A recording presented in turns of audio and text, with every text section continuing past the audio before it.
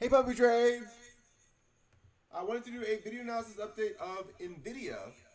As you guys know, I have a long history predicting Nvidia, but we're just going to focus on the most recent prediction, which was that this was a wave 1 and an ABC wave 2 correction.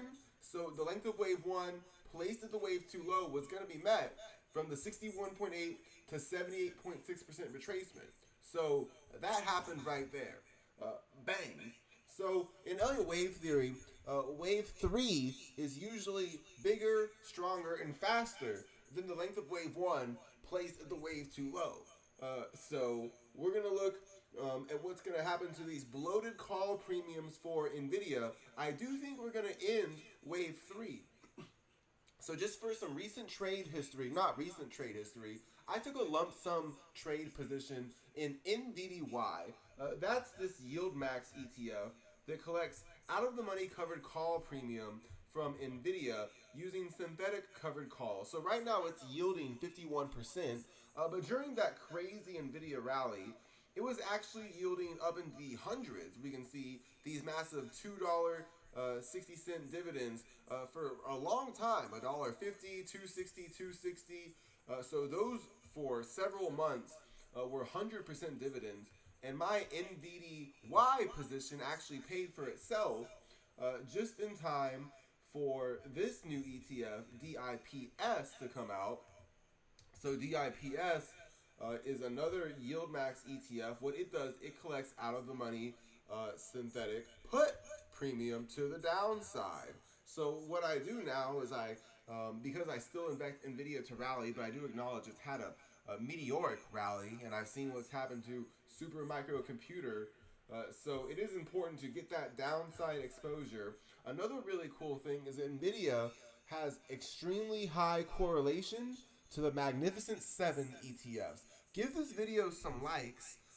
Let's say we give this video 20 likes, and I'll show how NVDY and DIPS, based on correlation analysis, can hedge another ETF, the Magnificent 7 ETF, from Yield Max. Right now, what I do is I buy about 3 parts NVDY, 2 parts DIPS, and I'm going to keep collecting this massive option premium, and I'm going to keep an Nvidia bias, even though I believe from an Elliott wave perspective, there's going to be a correction. So we're going to get into that right now. This is wave 1.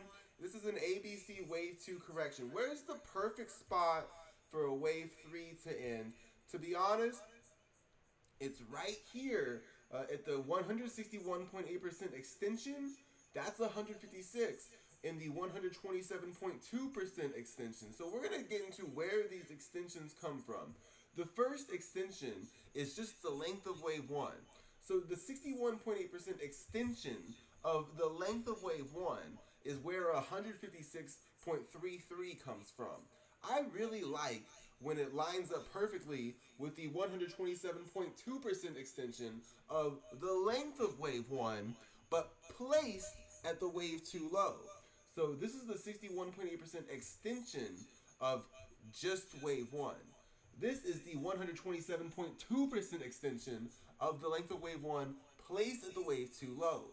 They come together to form a really tight box. We can see 152.56 to 156.33. That's the ideal wave 3 target. Before a shallow wave 4, that is the 38.2% retracement of wave 2. That's of wave 3. That's the ideal target for wave 4 is the 38.2% retracement of wave 3. So when wave 3 is finished, I'm expecting the wave 4 to be that 38.2% retracement before a wave 5 higher. If wave 4 is that 38.2% retracement, wave 5 can be the length of wave 1 placed at the wave 4 low. That can take Nvidia all the way up to, let's call it 180, the low 180s, 180. So I am expecting a wave 3 to end in the 152 to 156 range. I am not going to get that perfectly. I might. It might overshoot it slightly, it might not. But I'm expecting wave 3 to end before a shallow wave 4 and a wave 5 higher. Right now, I have held an NVDY position since the summer of 2023, that paid for itself. That was lump sum.